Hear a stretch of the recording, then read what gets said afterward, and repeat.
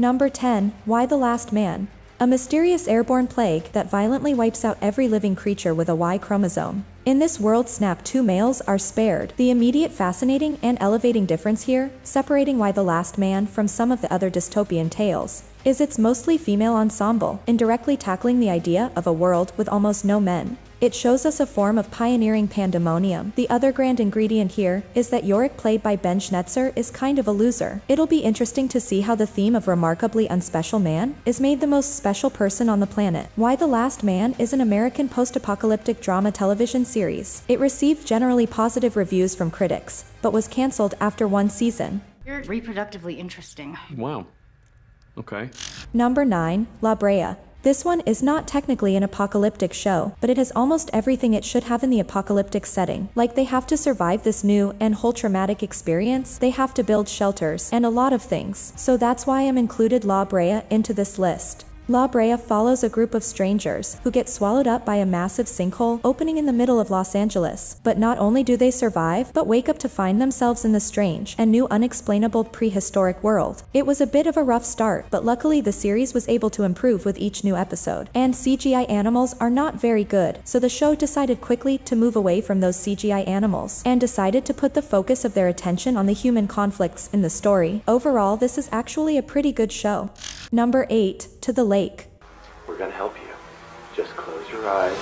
After a mysterious outbreak in Moscow, the Russian capital gradually turns into a city of the dead, and chaos erupts and a small group attempts to get to a remote lake where they have a house and they believe they can be safe. In this show, we have a group of people who are thrust together and they have a lot of internal conflict between them, and each of them bring their own flaws and drama to the group. The story focuses on the group and their journey to get to this house and everything that they have to endure on their way there. There are 8 episodes in this first season. We do have tiny bits from the outside world, but we don't see much, so it's really an isolating type of story. I mean, the characteristic of the narrative is that we feel alone, and it takes place during the winter in Russia. To the Lake is a Russian post-apocalyptic thriller television series. The first season of the show is based on Vongo Zero, a novel by Russian author Yana Vanner. Number 7. Snowpiercer. Set in 2031, the entire world is frozen. The show follows the train called the Snowpiercer with a perpetual motion engine train that allows the last of humanity to hide out from a second ice age. The constant motion of the train provides energy and prevents the passengers from freezing as well. In the train, we have a group of lower-class citizens and front other people living the good life. The show explores issues of class warfare, social injustice, and the politics of survival. Snowpiercer is an American post-apocalyptic dystopian thriller television series. It is based on both the 2013 film of the same name and the 1982 French graphic novel Le Transpersonnage. Number 6. Sweet Tooth. 10 years after the events of the Great Crumble, a boy who is half human and half deer must learn to survive in the post-apocalyptic world with other hybrids. And at the same time, people are getting sick and dying from an unknown virus. These hybrid babies began to be born. They're part human and part animal, so normal people think that the hybrids were actually the origin of the virus. There's a hybrid boy named Gus, and he's sheltered and living in safety in a secluded forest home. He unexpectedly befriends a wanderer named Jeopard, and then they set out on adventure. While much of the story focuses on Gus and Jeopard, there are a couple of other storylines that are going on simultaneously. The world building in this series is done really well, and the story conflict creates some good tension as well as excitement. Sweet Tooth is an American fantasy drama streaming television series. It is based on the comic book of the same name. The series was renewed for a second season.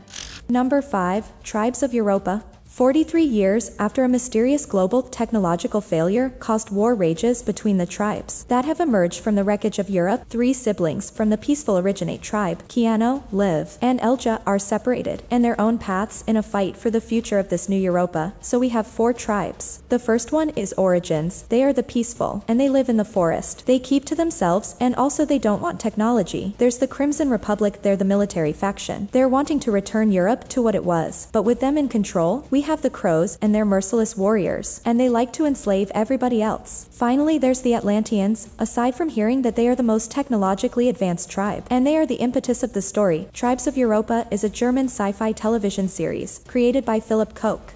Number 4. Raised by Wolves. After Earth is torn apart by religious differences and other things, 2 androids start a new settlement and family with human embryos on the planet Kepler 22b. 12 years later, only one child remains, and the arrival of an ark of surviving humans presents a threat that Mother has no choice but to confront. As we move in progress, we start to learn about these different characters, where they come from, and where the universe is at this point, and going back and showing us what exactly happened to lead up and build up to where we are right now. There are so many dimensions to these characters, and we also get some really epic and grand action scenes along with the incredible CGI. It's one of the best looking sci-fi shows. Raised by Wolves is an American science fiction drama television series. The show received generally positive reviews from critics. However, the series was cancelled after 2 seasons.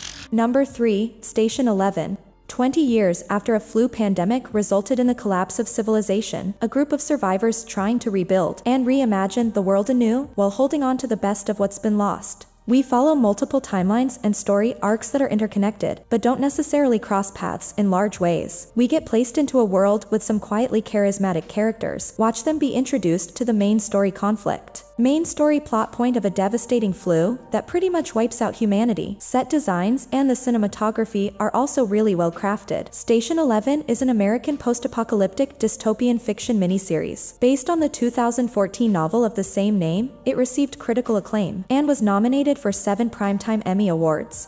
Number 2, Black Summer. This zombie series is really a fresh feel for those zombie-themed shows. Black Summer follows a crack team of special forces as it fights for hope in the darkest hours of the zombie apocalypse. Season 1 is 8 episodes long, and it is told in a series of short chapters. The pace is quick-moving, and the characters are intriguing. That just designs it to keep you on the edge of your seat and not get bored as things progress. And the series itself is less about the zombies and more about the survivors and their struggle to get to safety. Because the story is told in a series of chapters, we get little snippets from everywhere. And as the story comes together, we realize that this is really just a larger culmination of events. Black Summer is an American streaming television series. It is a spin-off of Z Nation. Number 1, The Last of Us. The Last of Us tells the story of Joel and Ellie. The show is set in a post-apocalyptic world. Joel is a hardened survivor, and he is hired to smuggle Ellie, a 14-year-old teenage girl. It starts as a very small job, but soon becomes a brutal journey as they must traverse and depend on each other to survive in this post-pandemic American wasteland. And also, some doctors believe that Ellie may be the cure to the plague, and the show will mostly follow the plot of the first game. But it also does a very decent job of setting up exactly what this new series will be about. For those who aren't familiar with the video game, The Last of Us is an upcoming American post-apocalyptic drama television series. Based on the 2013 video game of the same name, the series is said to be the largest television production in Canadian history. The Last of Us is set to debut in January 2023.